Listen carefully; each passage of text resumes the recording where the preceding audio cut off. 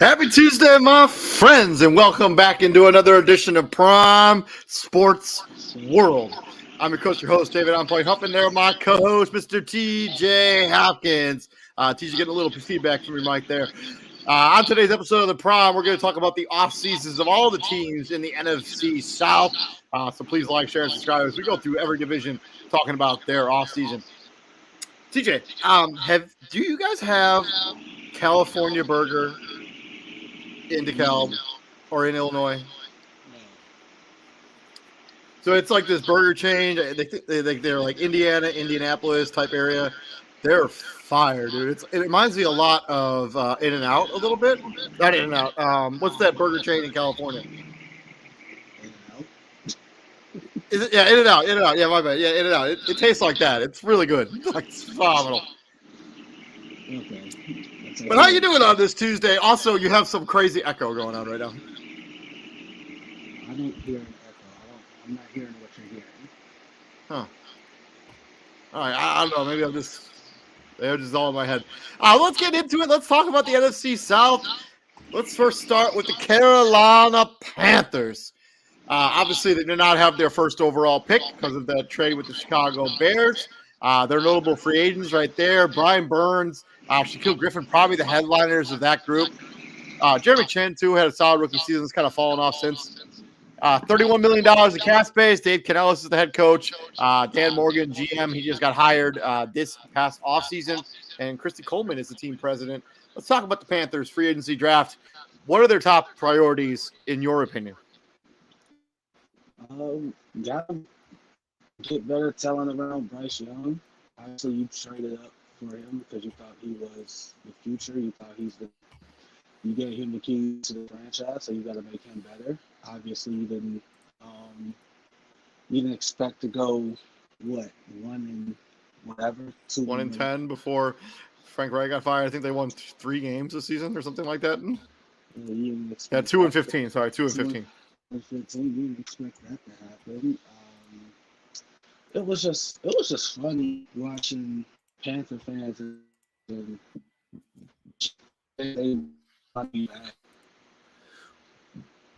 Bears fans like, well, we'll be picking number 1 next season, and Panther fans are like, oh yeah, sure, yeah. I'm like, okay, yeah, that's. Well, I mean, a priority number 1 for the Carolina Panthers has to be to improve the skill positions around Bryce Young. That has to be primary or number 1. However, you got to do it. I mean, if you got to trade for Brandon Ayuk, who just came out today that he may be disgruntled there in San Francisco, whatever it takes to put weapons. Like Adam Thielen cannot be wide receiver 1 when this season starts next season. Like they need to have somebody else on this roster that can catch the football. Devontae Adams is largely going to be available. Whatever you got to do to put some serious firepower in this offense and some weapons and run the ball with Miles Sanders. You paid him a bunch of money for it, like basically give him no touches whatsoever. This is just a terrible roster. Like it's really hard to talk about what their priorities are because the roster's not good. The ownership group is not good. Priority 1, 2, and 3. Put weapons around Bryce Young.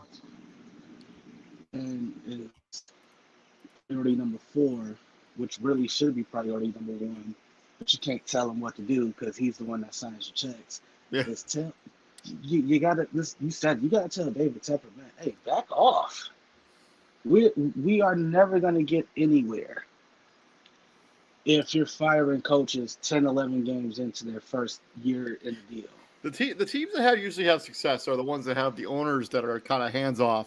Like we don't hear anything from like the Kansas City Chiefs just won the Super Bowl last year, right?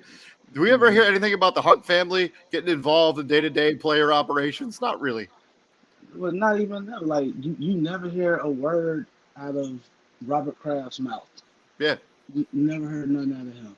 You never heard nothing out of the Niners ownership group or. Was it Jed York? No, I think he's the team president. Yeah, that's what I think he is. But like, nonetheless, like your point is valid. Like you don't like the teams that win. Jed York is the owner. Good for me. He is. Yeah, like good for me at knowing things. the teams that win or the teams that are successful, the teams that are in the playoffs year in and year out, you never hear anything from them. That's why you got you got owners like Woody Johnson, who owns the Jets, you kind of see why the Jets are where they are because Woody Johnson talks a little bit too much. Now you got owners like the McCaskies who don't talk, but also don't do anything either. So Yeah. So there's obviously a careful mold there. I also think that there should be some priority here to bring Brian Burns back. There was at one point a couple seasons ago where Carolina could have traded Brian Burns for multiple first round picks. They chose not to do that. And for him now to walk, for them to lose him for basically nothing would be absolutely devastating to a franchise that needs talent in the worst way. You can't let Brian Burns walk away. You just can't. It's not just a couple seasons. Like Brian Burns has been a trade target the last. Yeah, I mean, but 2 years ago for sure, there were offers on the table involving multiple first round picks. They chose not to pull the trigger, and now they run the risk of losing him for absolutely nothing now. Absolutely nothing. But that's the business. That's the name of the game, right? Like you take a chance. Yeah, you take a chance, and it just sometimes this is how it ends up. This is the breaks. This is what happens. I mean, if you're Carolina, you didn't expect to have the first overall pick and lose it, And so another thing, Ike Ekwonu definitely regressed from year 1 to year 2. He was pretty solid in the first season as a rookie. Definitely regressed in year 2. So you got to work with him. I mean, you got to get him. And you got to figure out if Dave Canellis is the right guy for this job. He was a quarterback coach for 13 years there in Seattle. So Russell Wilson, Geno Smith. He was there with Baker Mayfield when Baker Mayfield had his best season. So maybe this guy is a little bit of a quarterback whisperer, even though the last guy who was a quarterback whisperer did not work out as a head coach at all. So, well, again, it's different philosophies. Like if you're I say it all the time. Like head coaches have to have a say in the personnel they coach because they're the coach, right? Like so, if I'm Frank Reich and I tell my GM and I tell my owner, hey, I want this guy, but you get me the guy that you want, damn right we're gonna have a problem because that tells me like you're not listening to what I'm saying. My input is not valued here. So why like. And you wonder why the shit we tried to run didn't work. Maybe I don't know. Maybe because you didn't give me the guy I wanted, right? When you got Bryce Young's parents repping Alabama gear to the games instead of Carolina Panther gear. That's when you know you got a problem. You got a problem. And I think also drafting, and I think also skill position needs to be number one priority.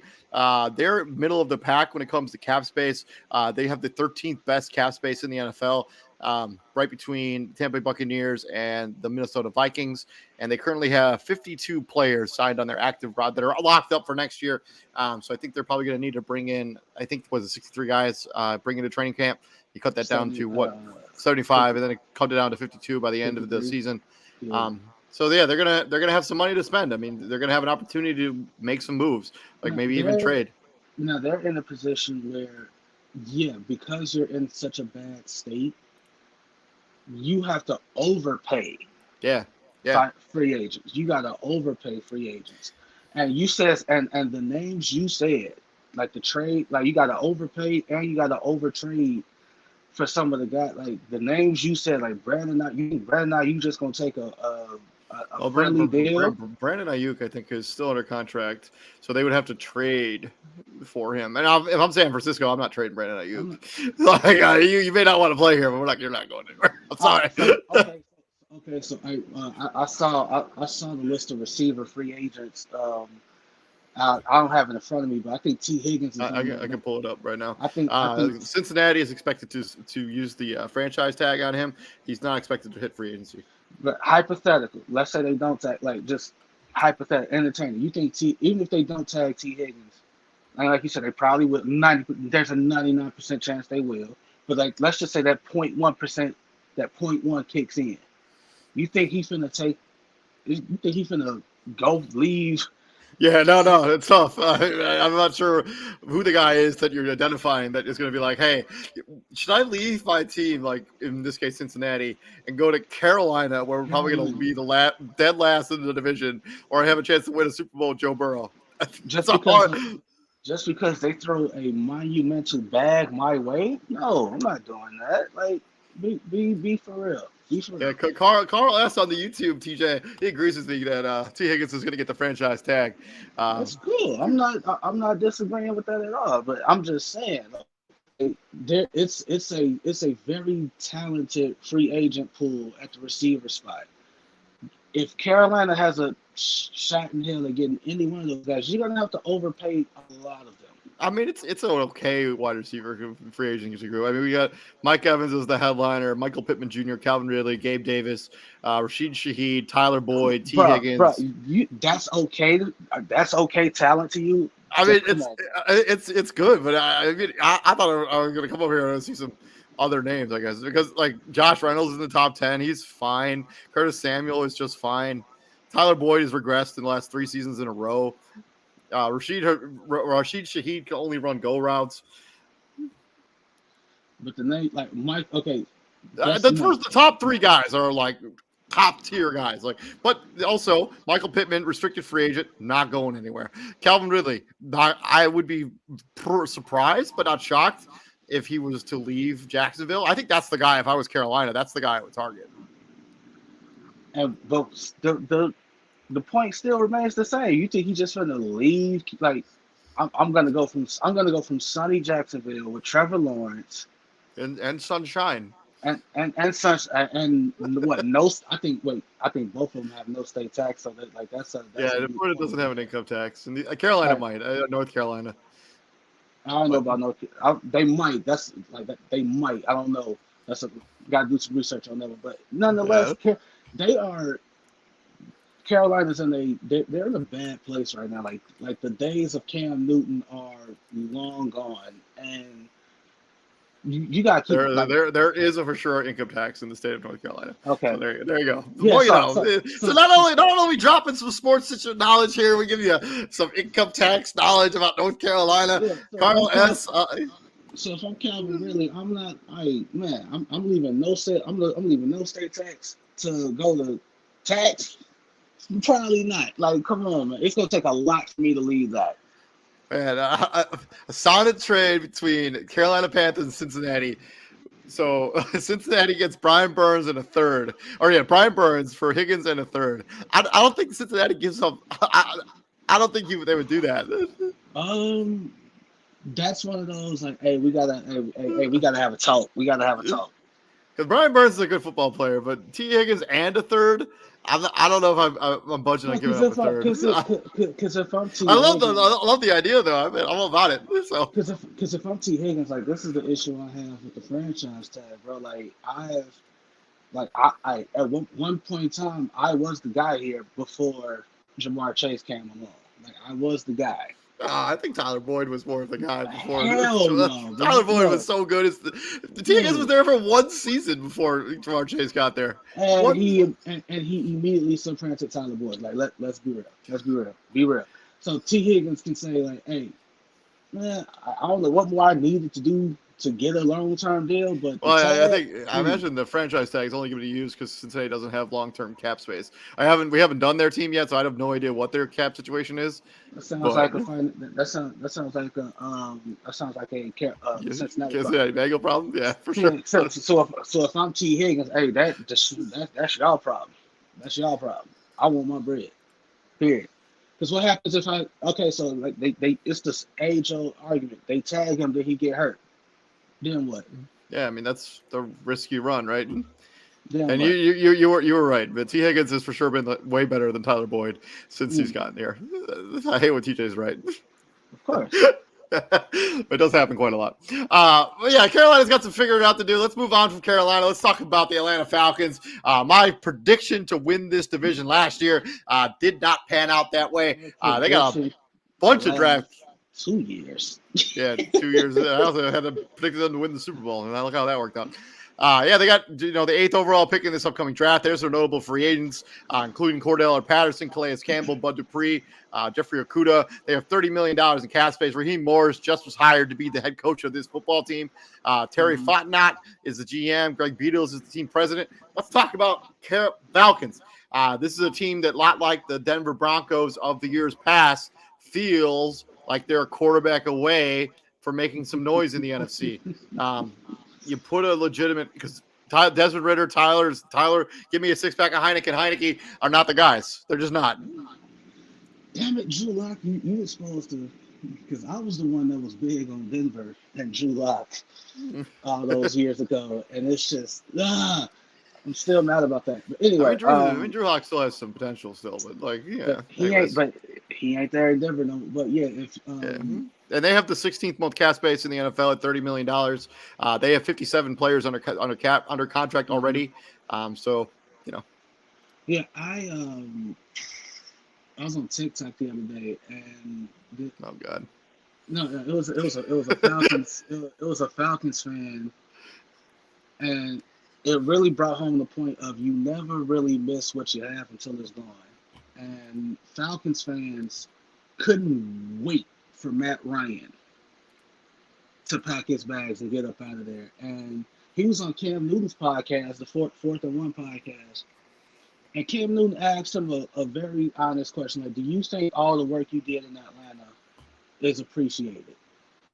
And Matt Ryan flat out said, no, not by all, no. And he's right, because like you got Falcons fans, and I guess they have a right to feel this way. That 28-3, they'll never forgive him for that. I mean, it's not really all his fault. I mean, he's not completely his fault. But Matt Ryan gave you. He's going to be a Hall of Famer. He's going to be wearing an Atlanta Falcons jersey when he does. Yeah, right. When he goes there. When he goes there, and but back to this current roster. But like, that's the point. Like they've been searching for a quarterback ever since Matt Ryan left the building, and once again, they would kill to even have the shell of the shell that was Matt Ryan. Like Indianapolis Colts Matt Ryan. Like I'll bet money they wish they had that in the room. I mean, that's only 2 years ago. I mean, but they have one of the better offensive lines in the NFL. This is a defense that does have some talent on it with Jesse Bates, AJ Terrell. Those are Brady Jarrett, still a fantastic football player. Like Richie Grant had a solid. Jeffrey Okuda, if he can stay healthy, he bounced back nicely this season.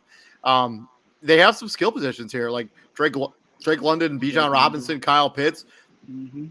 Just the quarterback. I personally think that Justin Fields will be the starting quarterback of this football team when the season starts. I think they're going to give up whatever their second round pick, maybe a third next year, and they will have Justin Fields on their team. And Justin Fields is going to look at his team and look at the roster, look at the upgrade on the offensive line, look at the upgrade in the skill position, but look at the upgrade in running back room. He's going to be like, yeah, this I'm going to do some cooking here. And Justin Fields, a good quarterback play, solves a lot of the problems for the Atlanta Falcons, because this will be the most talented bunch of talented team he's ever been on both sides of the ball. Yeah, because obviously like that first year as a starter here, it was just not good. They emptied the treasure chest and got what they could for those guys. If that's the case, then we're seriously talking here.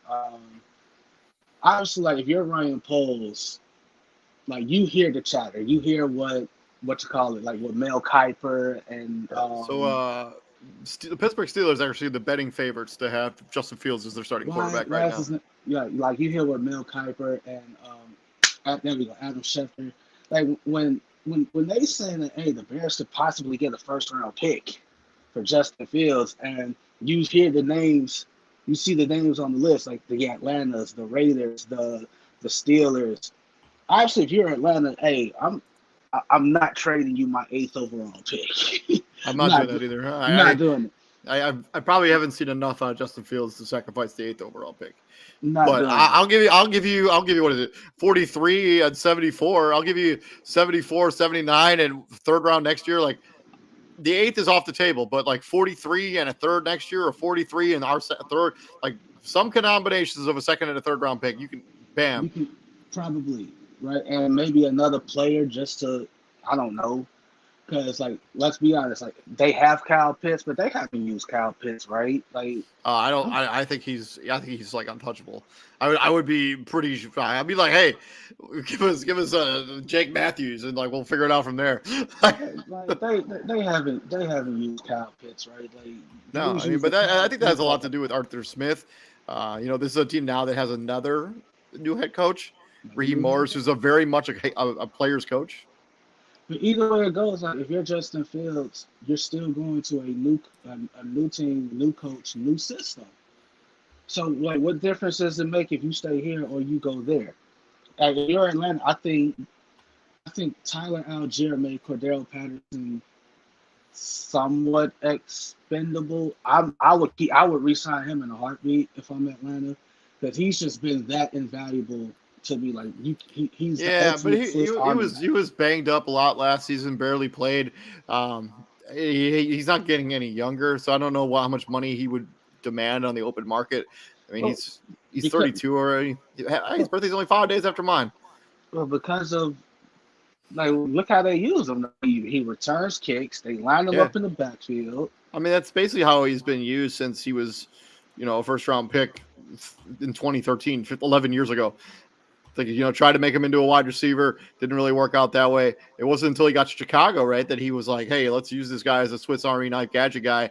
We're going to use him for running situations. And then I Atlanta mean, really, he went from having 13 carries in Oakland 2017 to 42 in New England the next season, 64 in Chicago 2 seasons later. and then Atlanta was really like, okay, Yeah, 153 the season after that, 144 the season after that. Only 50 this past season, but he was banged up for a majority of it. Matt Collins, what converted receiver to tight end. He's just a tight end. He just looks like a massive human being. No, he was like Matt Collins used to be a receiver. Then he went like then he bulked up. Like if you look at his before and after pics, like bro, I've seen him, but yeah, he's still listed technically as a tight end or as a wide receiver. But he's 6'4". Fine. Calais Campbell, I don't know, man. I think this should be it for him. I don't know what he's got left to prove. He's got a DPOY. I mean, he's 37 years old, so if he wants to continue playing, more power to him. But he's probably a Hall of Famer without having to play another snap in the NFL. Yeah, 100 career sacks. He's got a ring, right? He was on that Ravens team, right? Or maybe not. I gotta look that one up. I'm not sure. Yeah, I don't think he's got a ring, but yeah, but real talk, all the other dudes, I'm whoa. Jeff Okuda, bye. Bud Dupree, nice doing business with you. yeah. Van Jefferson, bye. I didn't even realize Van Jefferson was even on this team. 8th overall pick, man. Hey, it's gonna be a lot of talent in that top 10. Yeah, there's gonna be a lot of talent in that top 10. And if you were here, and I don't know why Arthur Smith couldn't get it all to work. Obviously, like the quarterback play is a big reason why. I mean, if it's the main reason for sure. So like hypothetically, like at 8, let's just say they don't trade for Justin Fields, and let's say a Jaden Daniels is on the board at 8. So he somehow falls all the way to 8. Do you go with Jaden Daniels? Yeah, I mean, if you haven't already pulled the trigger on some sort of Justin Fields trade, yeah, I think you have to. Your priority has to be to upgrade the quarterback position going into this season. You cannot start another season with this many question marks at quarterback. I mean, even if you want to draft, even draft Justin Fields and take somebody as a flyer later. I mean, a Spencer Rattler in the 4th round or something if he's still available. Mm-hmm. Which I don't think he will be. I think he's going to be a 2nd round pick, but. You cannot go into this season with as many question marks at the quarterback position as you did last year. So Carolina, yeah, the Falcons, they need to figure out the quarterback position. I agree with you actually on a lot of your other takes when it comes to free agency. Like Jeffrey Okuda, like he's been a bust. Let's just call it what it is. Bud Dupree hasn't been the same guy since he tore his ACL 3 seasons ago. Matt Collins bulked up and then was just not effective. Van Jefferson, basically irrelevant. Yeah, I probably would try to keep Cordell Patterson if the money's right. And if Calais Campbell wants to come back and play in the NFL, I'd give him an opportunity to come back to my team. I think he's good. He's good for the locker room. That's fair. That presence. So yeah, top 3 priorities. Figure out QB. Got to do that. Put this shit all together. That's priority number 2. And really, that's just that. It's really just those two. Like other than Yeah. that, like defense, defensively they're fine. Offensively, they did it right. Like you got the weapons. You got. Oh, that's my other top. That's my yeah. Utilize your weapons correctly. There's no reason why Kyle Pitts should have one touchdown in week one, and then go the next 10 weeks Yeah. without touching the ball in the end zone. I mean, his target. He should have at least 10 targets every single week. Every You have single week. an absolute mismatch at the tight end position every single week, and you just didn't utilize it to your advantage. He had 53 catches this year. Yes, it was better than his season before, but he only played 10 games the season before, and it was only like he shouldn't be getting Like, less all right, targets. Like all right, he had 110 targets as a rookie, right? Had 1,000 yards receiving as a rookie. He drops down 90 targets this year, 20 less this year, and 700 yards receiving. So basically, all right, so what was his numbers? What was his stats this past season? Like 53 catches, 53 catches, 667 yards, 3 touchdowns. His rookie season. Pull up Cole Kmet's numbers just for this season. Okay. Cole Kmet had a career year this year. I think he was better last year, but hold on, sorry, it's giving me. It'll take time. So Cole Kmet this season had 73 catches for 719 yards. He was actually not better last year. He was definitely better this year. The season before that, 50 and 544, 7 touchdowns. He had 60 catches the season before that for 612 yards. And then his rookie season, he had 2 touchdowns and 200 yards receiving. He's gotten progressively better, yes. Yeah. Like, I don't like Kyle Pitts, Cole Kmet really should be in the same ballpark. Yeah, it's true. Really should be, and Kmet and Kyle Pitts Kyle Pitts is way faster than Cole Kmet. Like Cole Kmet is more your traditional blocking receiver tight end. Like Kyle Pitts is this new era of tight end. Like Atlanta, you got priority number, what you call it? Figure out QB, put this shit all together, use your weapons how they're supposed to be used. Like Bijan Robinson shouldn't, like, don't get me wrong, like Tyler Algier was a nice story. Like he's a nice story. Bijan Robinson should not be. There should have been games where Tyler Algier had more carries than Bijan Robinson. Just no. Totally agree with you on that. Moving on from the Atlanta Falcons, let's talk about the New Orleans Saints. They have the 14th overall pick in this year's draft. They have the least amount of cap space in the entire NFL going into this season for right now. They have 14.45. They do have some big-time free agents. Andres Peace, James Winston, James Hurst, Trey Turner, Jimmy Graham, Zach Braun. Their head coach is still Dennis Allen, probably on the hot seat. If they doesn't right this ship next year, probably going to be out of a job. Mickey Loomis and then their team president, Dennis Laska. That sounds right. Let's talk about the Saints' priorities in free agency and the draft. Obviously, the number one priority is get under the salary cap. They can release a lot of their cap holds on a bunch of players, but they also have to make a decision on Derek Carr. I mean, they could easily walk away from Derek Carr if they wanted to, but it wasn't really Derek Carr is the reason they didn't work more successful. Like this team was just too inconsistent for me on a week-to-week basis. Yeah, and I would absolutely have waived already Michael Thomas. Like he's not coming back to this team. Yeah, what you call it? My pick.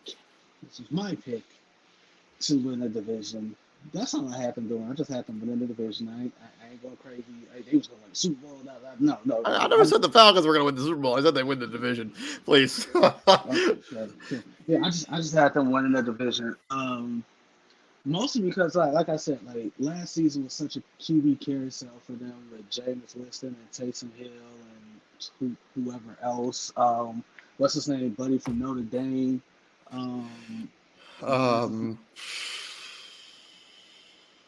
His name is that is not coming to me. That is absolutely. Hold on, I'll look it up. But it's not coming to me. But I thought for Ian the Book. most Ian Book. Ian Book. There we go. I didn't even have to look it up. Let's go. I thought for the most part, I'm like, yo, Derek Carr is exactly what this team needs because, and when all his time with the Raiders, Derek Carr never had a top 20, let alone a top 10 or 15 defense. This was going to be the best defense that Derek Carr has ever had, and it, like you said, it was Dr. Jekyll and Mr. Hyde on a week to week basis. I think the game that kind of highlighted it was the Packer game. Like you're up 17-0 on the Green Bay Packers on the road. You're in hostile Lambeau Field, right? Lambeau Field to me is like the old Boston Garden with the 80s, like the 85, like the 80s Celtics, where it's like somehow like they had dead spots on the floor where the ball wouldn't bounce. That's Lambeau. That's Lambeau Field. Like you got certain spots in the field, where, like hey, the grass monster or the turf monster just reaches up and trips you, or the ball bounces a certain way and it goes their way. Like, you're up 17-0 on them, and then Derek Carr gets shaken up, and he's clear. And like you got to go with Jameis Winston the rest of the game. And we already know like Jameis Winston is where he's at for a reason. And I mean, he's having more fun rapping on the sidelines than he is actually, playing the game. And Green Bay walked them down, and you had a field goal to win the game, and you miss it. Or no, I think you had a field goal to tie the game, and you miss it. Yeah, no, they would have won the game if they made that fake. They would have won it. Okay, yeah. You had a field goal to win the game, and you miss it, and that's just what it is. I'm with you, like because he has absolutely no trade value whatsoever. Like, and you missed that beat. Like you probably could have traded Michael Thomas 100%. few years ago, but you missed that beat. So now he's absolutely, I ain't gonna say worthless, but he certainly doesn't have a lot of value. Like you would have to probably attach assets to him in order for a team to take him off your hands. And I'm not sure he's worth. I would waive him. I don't think I'd even bring him back in for training camp. I am intrigued with the value of A.T. Perry. I know the fantasy community is really big and really excited about him for next season. Chris Olave has been a good player. Jamal Williams was a colossal waste of money. I know he was banged up for a lot this season, but it was hindsight just not a good signing at all. Alvin Kamara is a guy. If you can get something of value for him, I would probably look to trade him and start Kendry Miller at the running back position just to kind of save some money there. But yeah, this is a fairly like you can always get decent running backs in the draft because I think priority number one is you got to get underneath the salary cap. You got to, hey man, you got to know when to hit the reset button. This shit ain't worked. Like it's done. I would have fired Dennis Allen. I know I hate calling for somebody's job, but like he hasn't been good there. Like they've missed the playoffs every season he's been the coach. I mean, he inherited this job because was the disciple of Sean Payton. But that's 3 years ago now. Yeah, and again, some guys are just meant to be. Some guys are just meant to be coordinators. I mean, we saw the Dennis Allen experiment in Oakland, was it Oakland? It was Oakland still at the time. Like he's just not meant to be a head coach. Well, don't get me wrong. Like, hey, we ain't finna act like the Davis. I mean, that Oakland scenario was a tough shake, but like, yeah, exactly. Like, we're not finna act like the Davis family provide the most stable. Yeah, fair enough.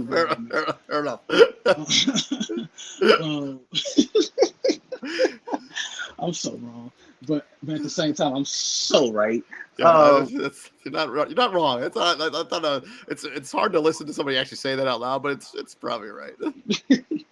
Yeah, it's like I gotta whatever valuable commodities you have, you gotta see what you can get for them. Like you gotta know when to hit the reset button. I also think this is a team that has to draft better. I mean, they've taken some really head scratching decisions on the draft picks that haven't panned out at all. Like Peyton Turner was a first round pick. Does he even have a career sack at this point? Like, I don't know. I know Cesar Ruiz. You brought him in. They declined his 5th-year option, so he's going to be a free agent, I think, too. You brought him in to be the center. Like, what'd you do? Like, yeah, you brought him in to be the center. I think he's Peyton Turner was the 28th overall pick in the 2021 draft. How many sacks do you think he has on his career? What year was that? 2021. He's played 3 full seasons. He has 3 sacks in 3 full seasons. He does have 3 full sacks in 3 seasons, Yay! including 0. He only played 2 games last year, but yeah, it's not ideal. He's actually only played in 3 years. He's only played 15 total games, so That's just not good. that's not good. That's terrible. Andrews Pete, like when he's healthy, he's fine. He's good. The problem is he's not healthy all that much. And what am I gonna do? Like the best ability is availability. What am I gonna do with you on the bench? I mean, they swung on Trevor Penning. He hasn't panned out at all as Has not the left tackle. So, I mean, yeah, this is a team that just has to draft better. Like, so priority, figure out, get under the salary cap, draft successful players this season. Like, you need to hit on all of your draft picks.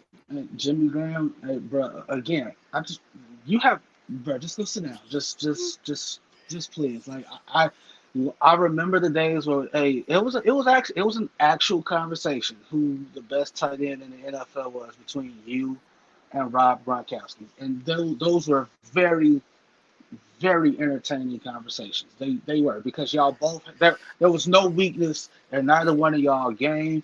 It ain't like you had a bad and then you tore your PCL, and that's all she wrote. Yeah, it ain't like you had a bad QB for the prime of your career, and he had time. But like, no, bro, you had Hall of Fame QB play. He had Hall of Fame QB play. Y'all was both putting up numbers, which is why the conversation was so entertaining. Jimmy Graham got to be what, 38, 37, same age as Calais Campbell. I mean, something like that.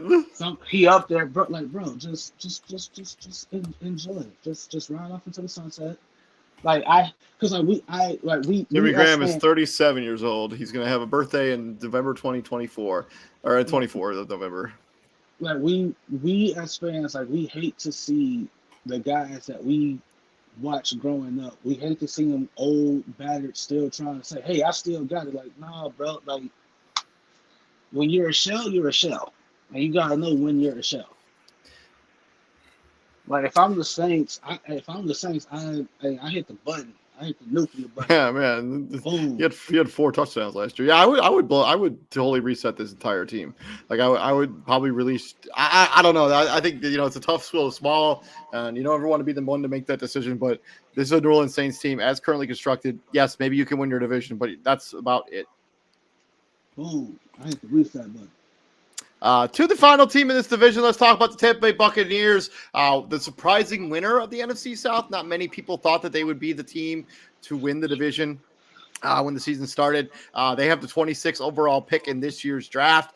They have a bunch of notable big-time free agents, but luckily they have some cap space where they can sign these players and bring them back. $44 million in cap space, but the names on this list are big time. Mike Evans, Devin White, Levante David, Baker Mayfield, Antoine Winfield Jr., William Golston, Todd Bowles, Jason Lecht is the GM, Tracy Glazer Kasowitz is the team president. Let's talk about the Buccaneers. First, Darcy, yes. Darcy. What did I say, Tracy? Yeah, you said Tracy. Darcy. So let's talk about the Buccaneers, how they should draft the free agency and the draft. I think number one priority is let's talk about Baker Mayfield. Clearly, he outplayed his contract this most recent season. What kind of deal would you be looking to make with him? What deal did Geno Smith get? Geno Smith, what was it? 4 years, 44 years, 166 million. 160 million has an opt out after the second season. So technically, this is the last year of guaranteed money for Geno Smith.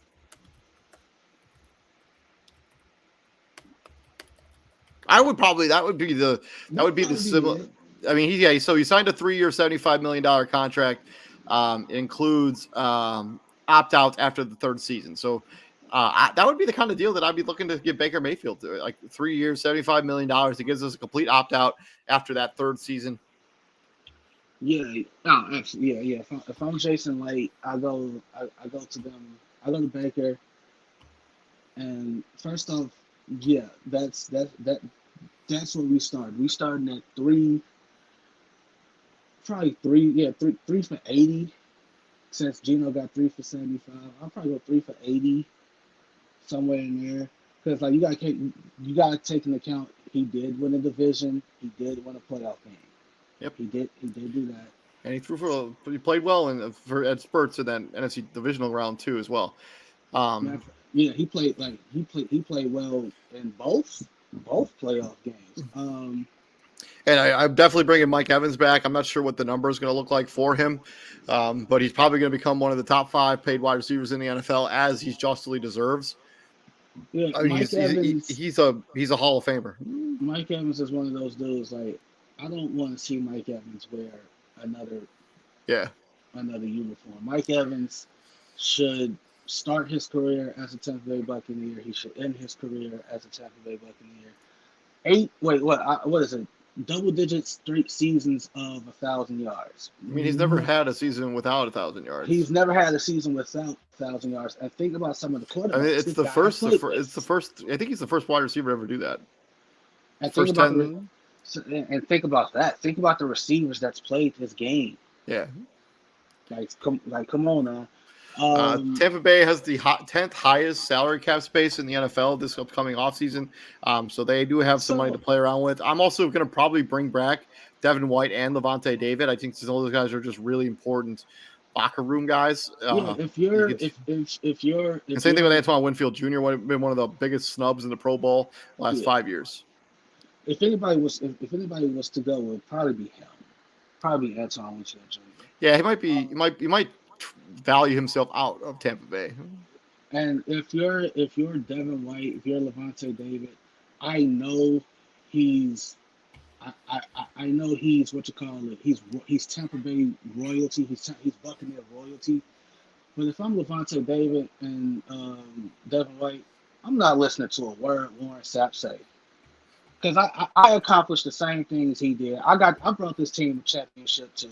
Like, you questioning my play, bro? Like, don't do that. Don't do that. Like I didn't do some of the same stuff you did.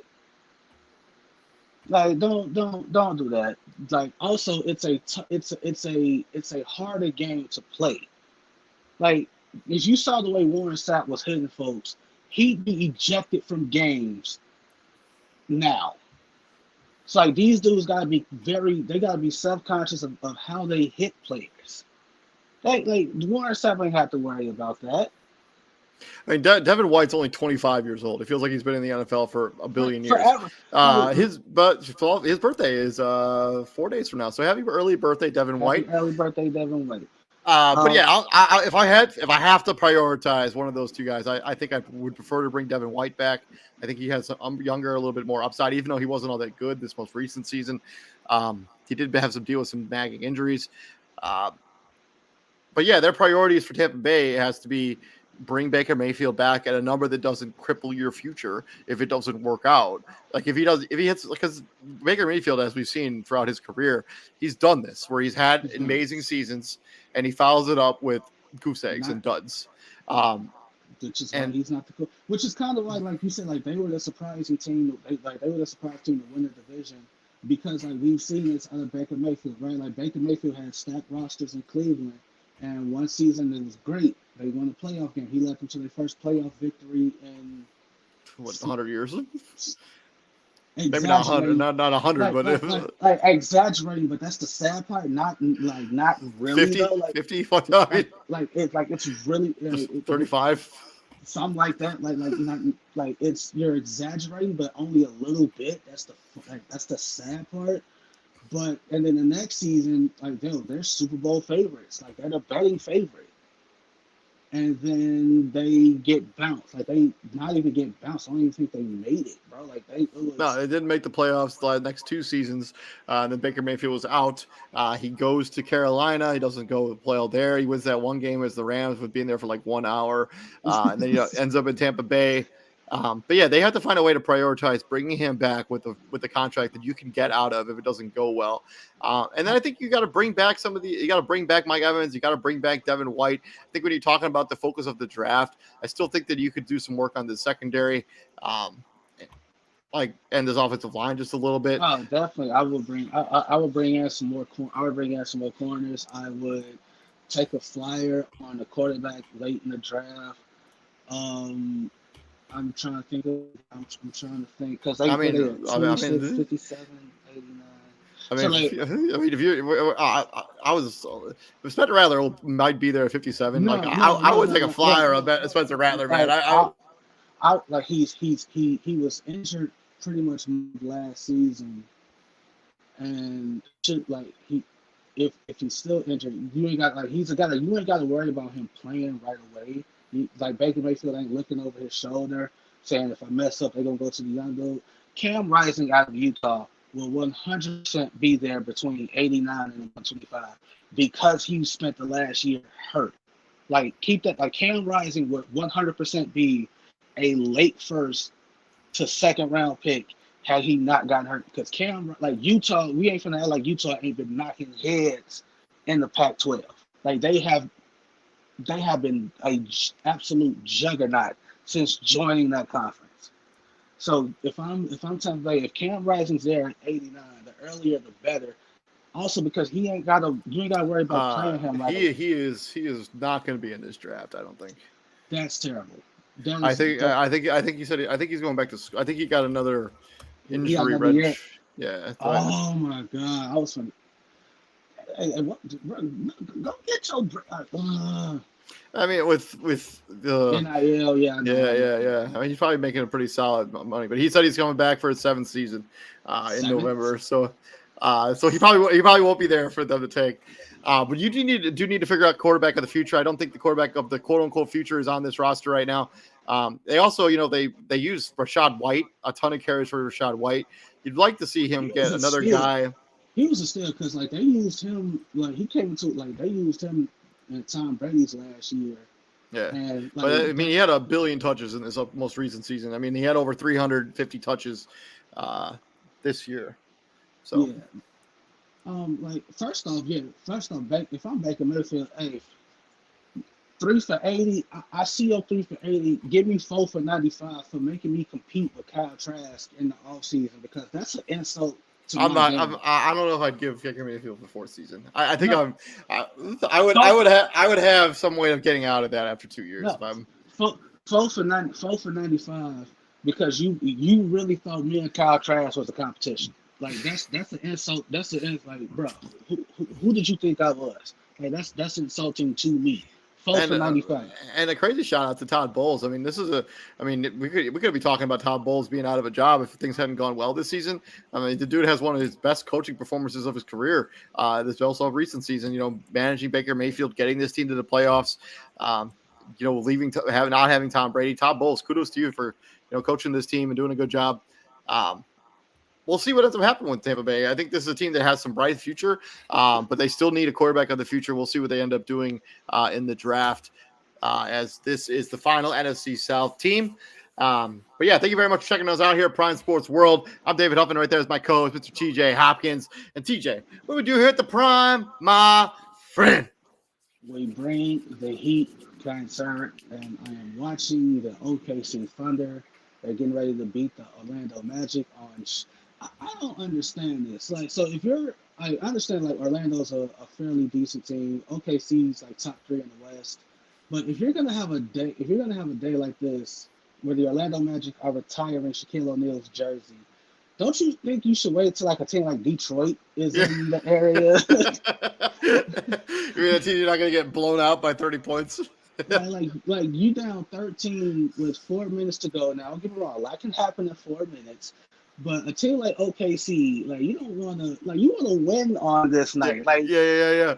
Like the Lakers had Mamba Day, and they unveiled Kobe's first of 3 statues, and Denver's in the building. Like bro, like really?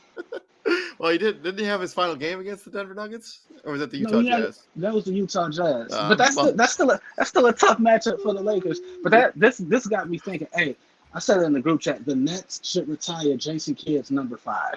I'm starting that. They should retire his number 5. Jason Kidd.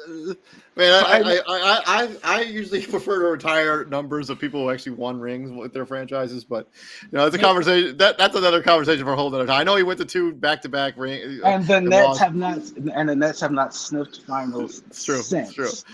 But yeah, we'll be back here tomorrow breaking down the AFC South. We hope you all have a nice Valentine's Day. This has been Prime Sports World. You all have a good night. See you guys tomorrow. See you, man.